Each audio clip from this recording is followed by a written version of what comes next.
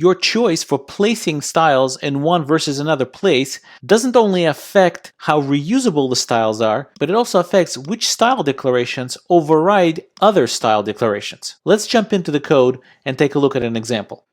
Okay, so I'm in Sublime Text and I'm looking at the file called styleplacement.html. Let me go ahead and quickly rearrange the screen so you could see the browser and the code editor at the same time. So here's our HTML document, and so far we've been specifying all of our styles inside the style tag that sits inside of the head tag of our HTML document.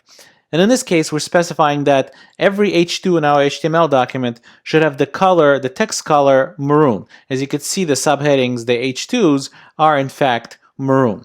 However, there are other places that you could specify a CSS style. For example, you could specify a CSS style directly on the element by providing the style attribute and the CSS styles that should apply to that style. The only thing that's missing from these styles is the target. And it's for a good reason, since we are inside the element, so we don't really need a target anymore.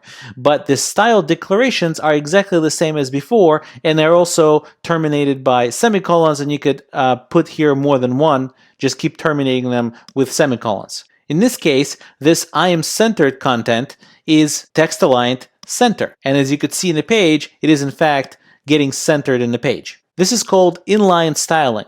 And as you might have guessed, this is the least reusable way of styling elements there is. So for example, if you wanted to style something similarly within the same page, you would literally have to copy and paste the styles somewhere else in order to achieve that. For that reason, this is the least preferred method of styling, and you should really try to stay as far away from this as possible. I personally suggest that you only use this for some very quick testing just to see what the style would look like. The style and location that we usually used in this class is a little better than an inline style. It's better because I could specify classes and target multiple elements with my selectors here. However, what happens if I have multiple pages in my website and I want them to look consistent? Which means specifying the styles inside the head tag of one particular HTML page is really not going to help me with the others.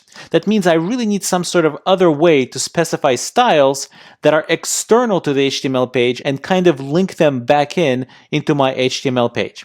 Well, this is what external style sheets are all about. And you can see that we're specifying one here with a tag called link, and we're telling the browser that it's the style sheet and its location using the familiar href attribute.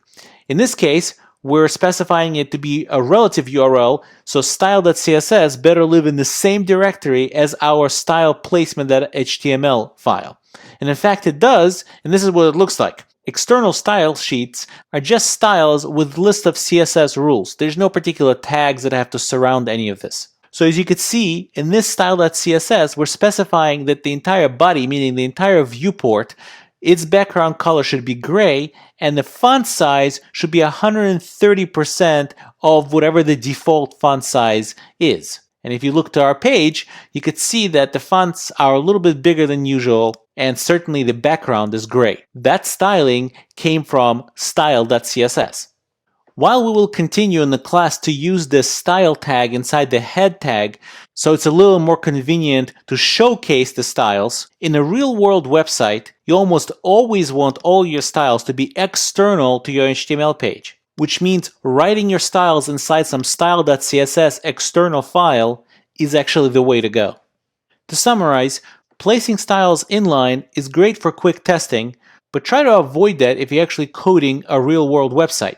Real-world websites almost always use external style sheets, which means you take all of your styles and you place them in an external file, and then you link it back into usually several HTML pages. That technique doesn't only reuse your CSS styles, but also promotes consistent look throughout your entire website. And on top of that, since you externalize your CSS styling into one file, each subsequent page in your website will not have to re-download the CSS styles over and over again. While we use the head styles for just demonstration purposes, in the real world they're usually used to override some external ones. However, even that practice is a little bit questionable. If you're trying to override styles that are external to your HTML page and you have no control over, it's better to create your own external CSS file and then specify it below the external CSS file that you have no control over. However, that does get a little bit into conflict resolution between styles,